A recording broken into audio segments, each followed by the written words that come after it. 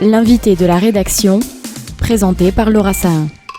Bonjour à tous et bienvenue dans votre rendez-vous de la mi-journée. Aujourd'hui, j'ai le plaisir de recevoir Nicolas Pagnol. Bonjour. Bonjour.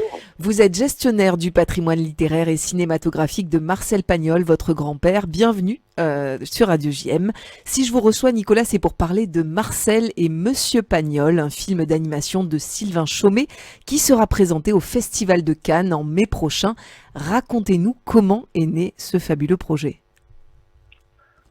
Comment ce projet est né? Il est né il y a très longtemps, il y a bien 8 ans. Lors d'une discussion avec un de mes amis, Charline Poiret, qui est producteur, et nous voulions à la base faire un documentaire.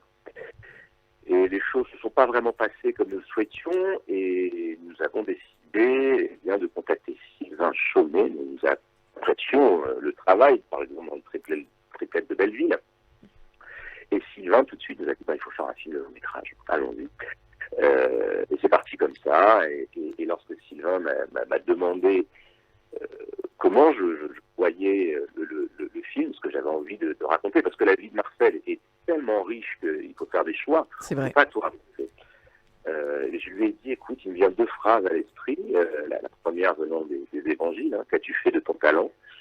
Et la deuxième de Saint-Ex, on n'est pas d'un pays, on est de son enfance. Voilà.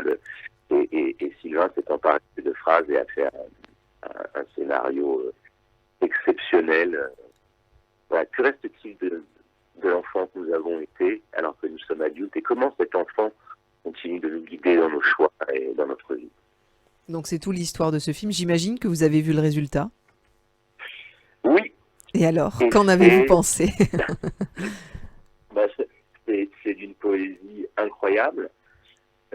C'est magnifiquement réalisé, bien sûr. Sylvain Chomet, voilà, c'est incroyable, c'est magnifiquement écrit. Alors, ce n'est pas un biopic très précis. C'est la vision de Sylvain sur la vie de Marcel. Et le grand défi était de faire un film qui puisse plaire et aux adultes et aux ados. Et vraiment, il a réussi son pari. Et ça remet Pagnol à sa place aussi dans le monde culturel du XXe siècle. Que ce soit le monde français ou même international. Donc ça m'a vraiment fait très plaisir. Et je pense que il va avoir un grand succès, parce qu'il est vraiment là. Et alors la première preuve, la première marque de confiance de la part des professionnels, c'est d'être présenté quand même en séance spéciale à Cannes en mai prochain.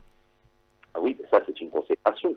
Le fait d'être à Cannes, c'est formidable pour le film, c'est formidable pour Sylvain, c'est formidable pour Marcel, c'est formidable pour moi aussi. Je suis très heureux de voir mon travail récompensé aussi au bout de bientôt 20 ans. C'est l'aboutissement aussi. De mon grand-père. Non, c'est vraiment une consécration, c'est formidable. Je suis vraiment heureux, quoi. Et j'espère que ce film propulsera encore plus Pagnol, tant en France qu'à l'international. Alors on va parler de vos autres projets, Nicolas Pagnol, parce qu'il y en a beaucoup. Je crois que vous avez inauguré dernièrement une exposition en hommage à votre grand-père dans le musée de Saint-Tropez. C'était la semaine dernière, c'est bien ça? C'est bien ça. Nous avons beaucoup d'expositions qui tournent. Donc, cette très belle exposition à Saint-Tropez, une exposition dans la mairie du 10e à Paris. Et là, je prépare une grande exposition pour l'orangerie du 16 qui se tiendra du 18 juin au 1er juillet. Mais l'exposition de Saint-Tropez est vraiment belle. Et Laurence Durieux, qui est la directrice du musée, a choisi des pièces inédites que vraiment personne n'a jamais vues, pour certaines d'entre elles. Et je suis très heureux parce que Marcel fait partie de la légende tropézienne. Il y allait dès la fin des années 20 avec son maître René Clair, avec Léon Volterra, qui était maître de Saint-Tropez, propriétaire du théâtre Marigny, du Tapar, du théâtre de Paris, qui a créé Marius. Et Marcel, par la suite, il a acquis une maison dans les années 60. Il allait se réfugier à sa grand-père. Il a fait partie de la légende tropézienne et il fait partie des premiers à avoir lancé la vague de Saint-Tropez bien avant son amie Brigitte Bardot. Alors ça me mène logiquement au musée Marcel Pagnol qui va sortir de terre normalement l'année prochaine à Allo. Comment ça avance?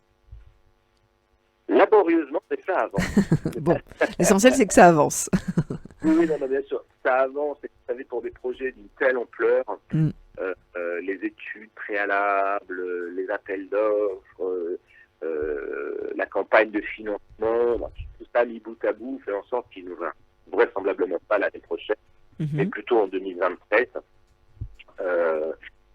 Mais je préfère qu'on prenne notre temps avec Lionel de Cala pour être certain d'avoir le musée dont nous rêvons tous les deux. Voilà, se précipiter, c'est jamais très bon dans des projets de cette ampleur. Alors nous l'avons reçu justement il y a quelques semaines et il nous a parlé de ce musée en nous disant on arrive quand même à une phase où ça va être un peu plus sympa, on va commencer à choisir des collections, etc.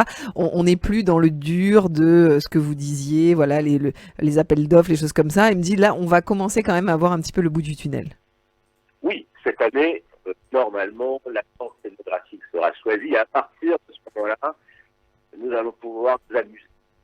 Voilà, mettre les choses en place, développer un discours, choisir les objets, voilà, partir sur un aspect créatif.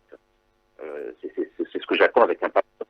Le côté administratif est un peu rébarbatif, je ne cache pas. Donc voilà, à partir de, je le souhaite, hein, j'espère, on va dire septembre, octobre, le projet va se mettre en route. Alors évidemment, les relations que vous avez avec la mairie d'Allo, ça change de vos relations avec la mairie de Marseille, qui sont toujours très tendues, notamment en raison de votre éviction du château de la Busine. Où en est-on de cette affaire? Bon, je ne peux pas en parler pour l'instant, mais vous en entendrez parler très prochainement. Très bien. Bon, écoutez, on va être à l'affût de l'actualité. D'autres projets, peut-être, Nicolas Pagnol, j'imagine, au-delà des nombreuses expositions que vous avez évoquées, des nouvelles BD aussi, je crois, qui sont sorties récemment. Oui, la est sortie. Nous allons présenter à la fin du mois à la Grotte Cosquer la BD Le Premier Amour, hein, qui se passe au temps des hommes tristes. Voilà. De très beaux spectacles avec Vincent Fernandel. Nous avons mis en scène les sermons de Marcel Pagnol. Nous avons tourné dans toutes les églises de France et de Navarre à partir du mois d'octobre. Les sermons seront à nouveau publiés aux éditions Paillard à la même période, octobre-novembre. J'ai deux très beaux coffrets, Pagnol Fernandel et Pagnol Rému en DVD en Blu-ray de séparation. Je viens de faire restaurer le son des bobines de la prière aux étoiles que nous avons découvert l'année dernière avec le concours du CNRS. Je pars la semaine prochaine à Meknès pour une conférence sur mon grand-père, à Istanbul pour présenter un autre spectacle que nous avons monté avec Vincent Fernandel, qui s'appelle Marcel Pagnol, Variation d'amour, spectacle musical, au piano et Vincent à la lecture sur les plus beaux textes d'amour de mon grand-père dans son œuvre ou dans sa correspondance.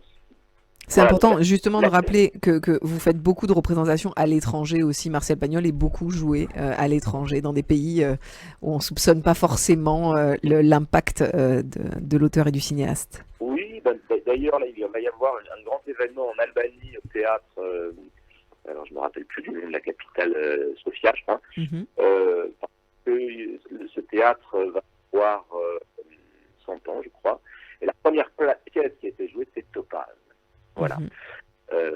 Donc ils m'ont appelé pour savoir si je pouvais faire partie de l'événement, leur donner une conférence. Bon, malheureusement, je ne peux pas parce qu'on ne peut pas être partout en même temps. Mais voilà, c'est ce genre de projet qui arrive et qui nous montre que oui, Marcel a eu un grand succès mondial de son vivant et que cela continue aujourd'hui. Mais en tout cas, on vous souhaite beaucoup de succès, Nicolas Pagnol. Et évidemment, on sera ravis de vous voir sur les marches à Cannes pour la présentation de Marcel et Monsieur Pagnol. Et vous venez dans les locaux de Radio JM quand vous le souhaitez. Merci à vous. Mais merci à vous. À très bientôt. Merci. Au revoir. Au revoir. Pour voir ou revoir cette interview, n'hésitez pas à aller sur notre site radiojm.fr, nos réseaux sociaux Facebook, Instagram, X et notre application Radio JM. Très bel après-midi à tous.